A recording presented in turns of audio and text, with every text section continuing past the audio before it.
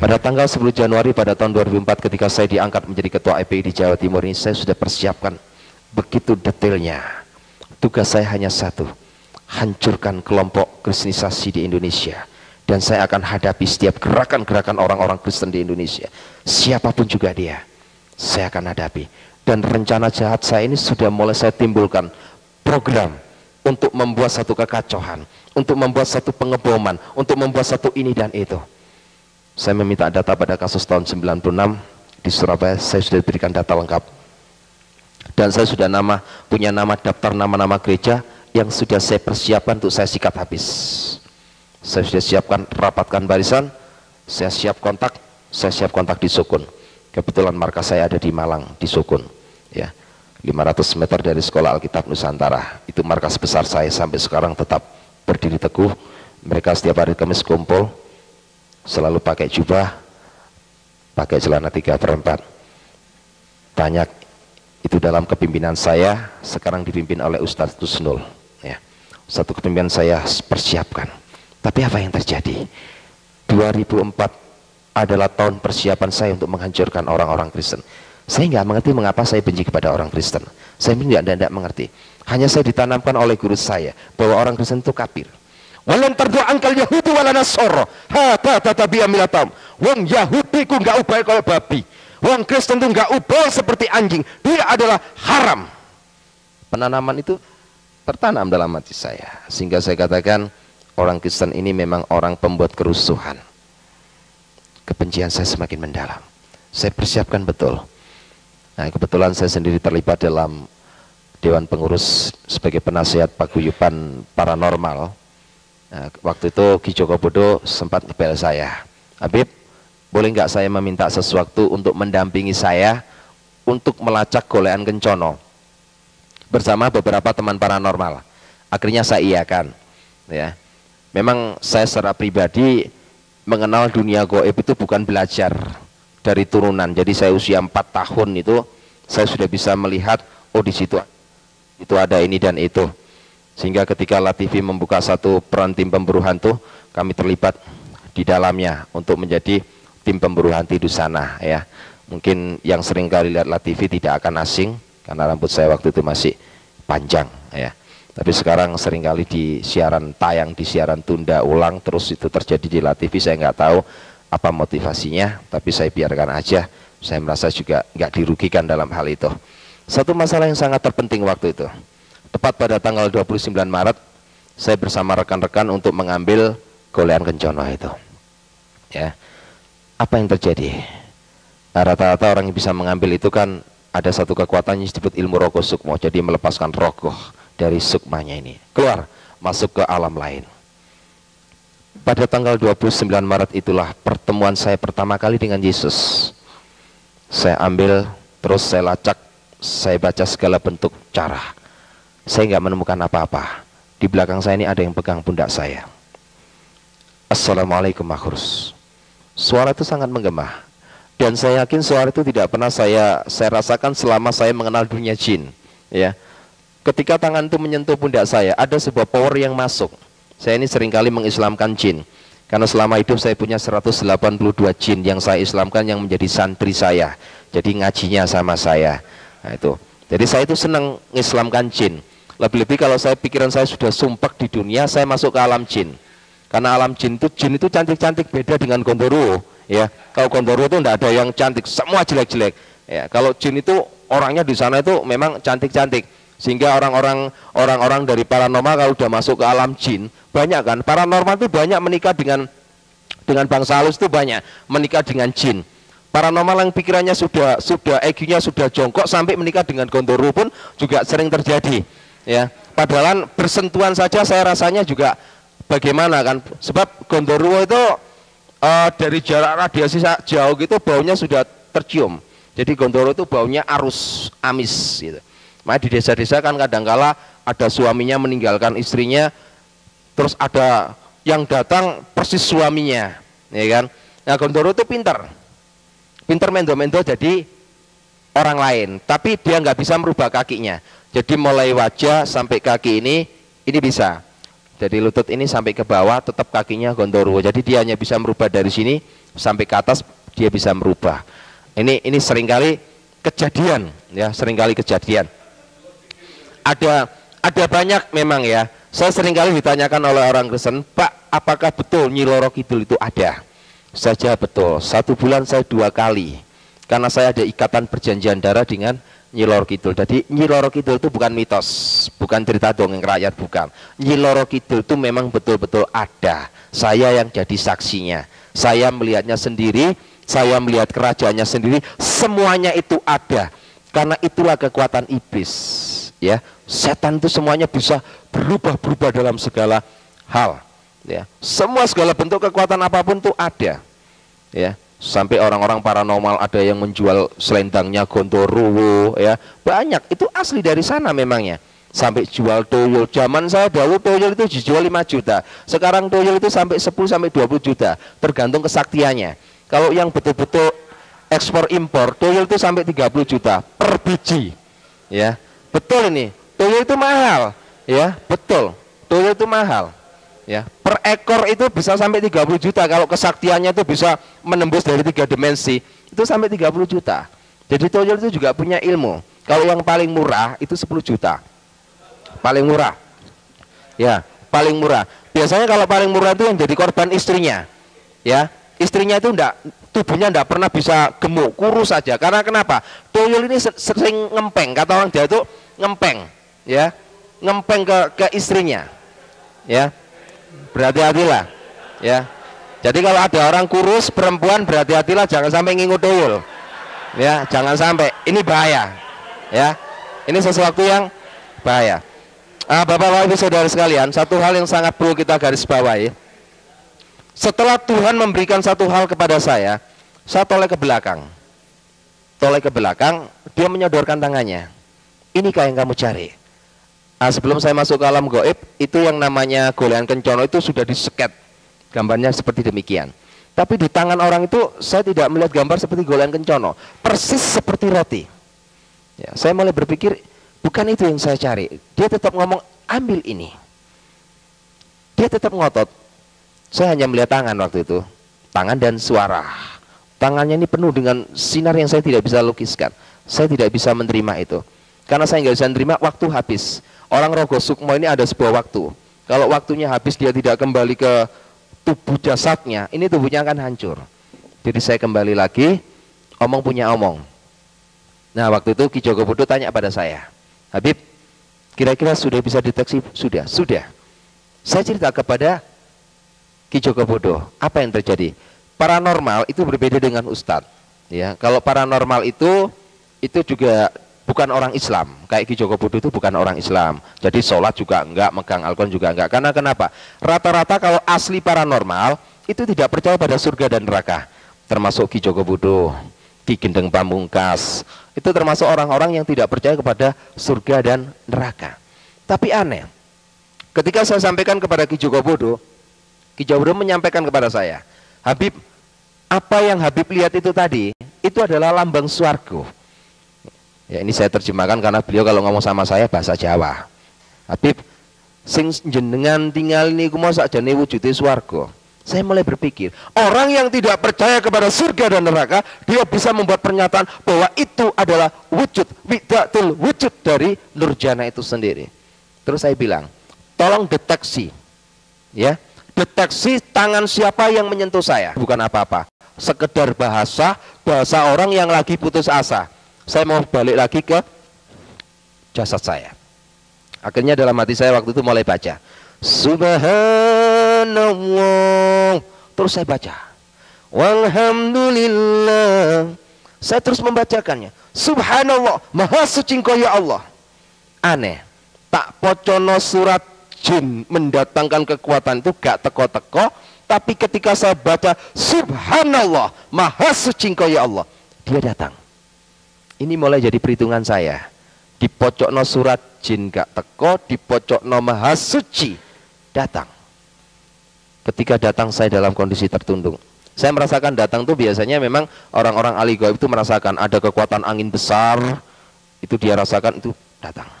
Nah, ketika datang, dia langsung katakan satu hal kepada saya. Tanpa tedeng aleng-aleng dia langsung sampaikan satu kata kepada saya. Ya ayyuhalladzina amanu tubilala tabatana suha. Hai makhluk, bertobatlah kamu. Sesungguh-sungguhnya engkau bertobat kepada aku. Saya tanya, siapa kamu? Saya dalam keadaan kontak batin. Dia nggak mau memberitahu saya. Dia sodorkan tangannya persis seperti pertemuan pertama di belakang saya. Dia sodorkan tangannya. Ambil ini. Saya mulai bingung. Kenapa saya harus suruh mengambil ini? Saya tetap ngotot, siapa kamu?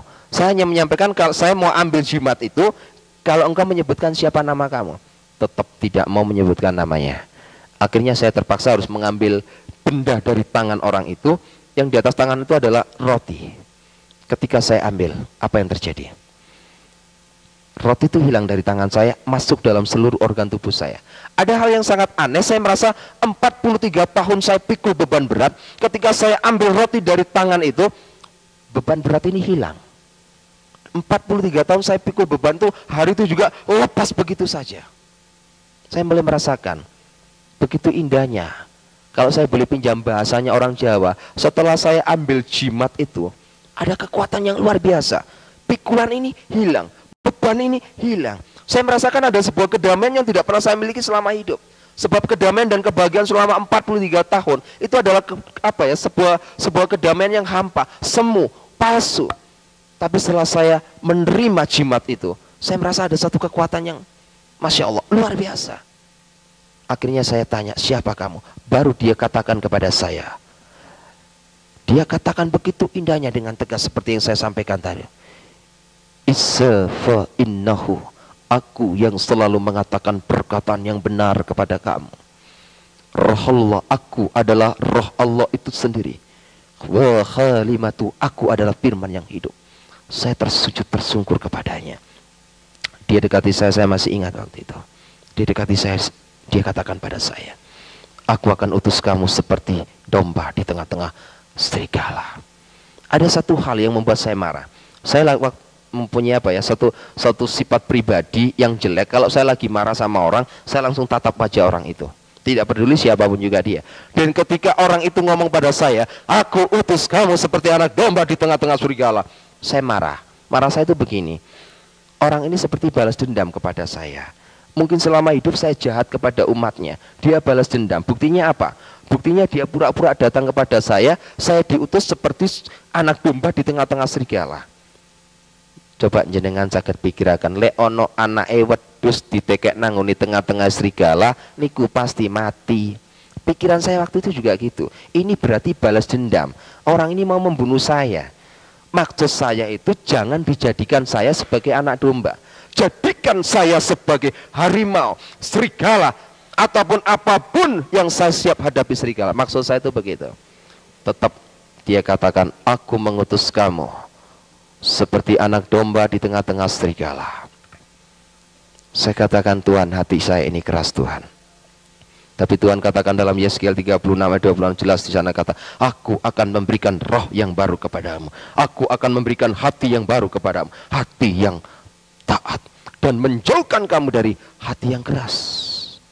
Saya mulai adem ayem, marah hati saya. Mulai saya berpikir, terima kasih Tuhan. Saya mulai berpikir lagi, apa yang harus aku lakukan untuk menjalani sebuah kehidupan ini. Saya mulai berpikir, kita memang harus seperti anak domba. Anak domba di tengah-tengah serigala. Kita persiapkan hidup kita untuk menjadi laskar-laskar Kristus.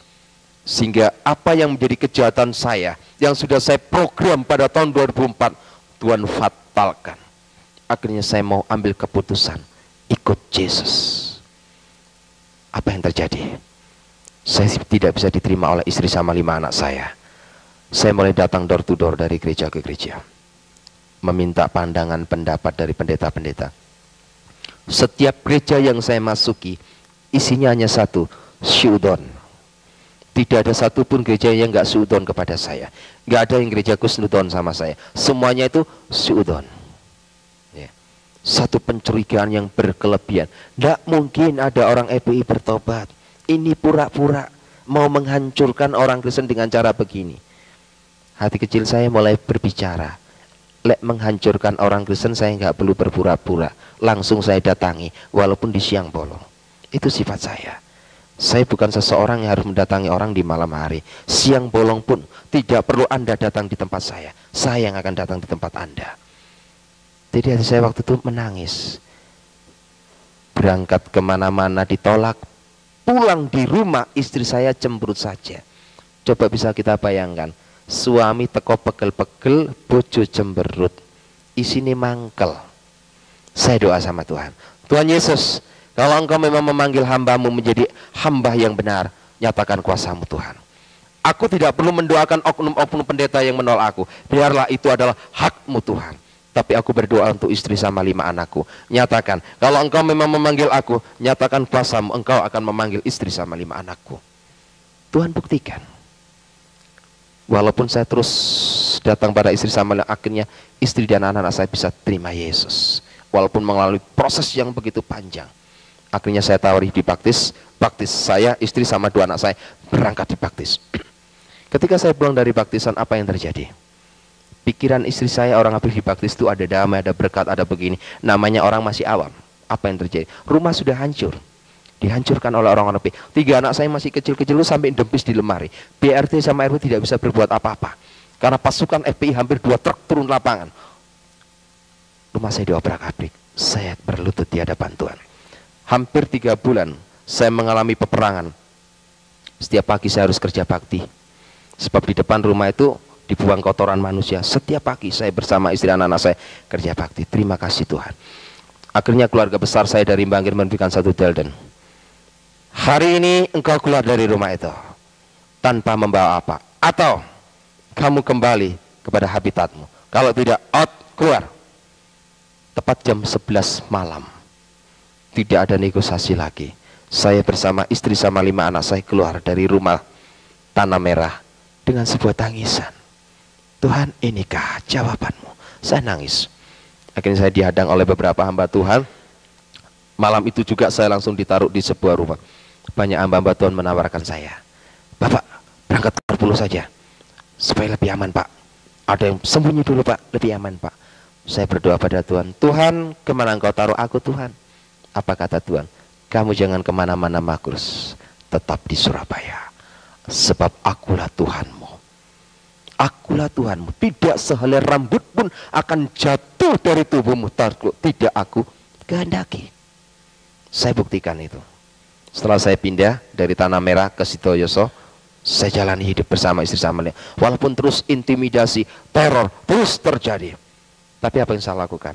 Saya mulai berkembang, merapatkan barisan dengan salah satu organisasi, ya, bukan organisasi gereja ini, sebuah paguyuban. Saya buka satu pemuritan Islamologi di sana, jaring jiwa. Mulai dari Rungkut Mapan Tengah, saya buka di Wiyung, saya buka lagi di Margomulyo. Ya, yang terakhir ini saya buka di Margomulyo, sungguh luar biasa. Karena dari 57 karyawan yang ada di situ, tidak ada satupun orang Jawa, semua orang Madura. 3 orang bertobat, yang lainnya masih mau mendengar. Ini sudah rasa cukup. Saya lebarkan sayap sampai ke Jombang. Dan tugas saya sekarang melayani dia. Walaupun sekarang saya menghadapi intimid, tekanan apapun. Lantas bagaimana peran kita melihat kenyataan yang terjadi saat ini? Jangan takut. Awal pertama perjanjian baru dibuka dengan kata-kata jangan takut. Apapun yang dibuat oleh Amrosi Imam Samudra dibenarkan menurut hukum Alkitab. Karena apapun yang dibuat oleh Amrosi Imam Samudra, Abu Bakar Basir dan semua orang-orangnya, ini sudah diramal. Kalau kita kembali pada Yohanes 16 ayat 2, jelas di sana dikatakan, kamu akan dikucilkan. Dan setiap orang yang membunuh kamu menganggap dirinya berbakti kepada Allahnya. Ngerampok, membunuh, ngebom, ini dianggap berbakti kepada Allahnya. Membunuh berteriak Allahu Akbar, ngebom tetap berteriak Allahu Akbar. Ini sudah ditulis dalam Yohanes 16 ayat 2. Tapi ada satu masalah Tuhan Yesus pesankan, ada domba dari kandang lain yang harus aku tuntun juga. Ini permasalahannya. Haruskah kita membenci? Tidak. Apapun yang mereka berbuat, tidak ada kebencian dalam hati kita. Ada domba dari kandang lain yang harus aku tuntun juga. Bahasa harus aku tuntun juga, ini sekarang diamanatkan kepada kita sebagai anak-anaknya. Untuk meneruskan kata-kata harus aku tuntun juga. domba dari kandang lain. Berarti di luar orang-orang Kristen. Itu bisa Buddha, itu bisa Hindu, bisa Konghucu, bisa juga orang-orang Islam sendiri. Ini adalah tugas kita, mengemban tugas amanat agung Tuhan Yesus Kristus.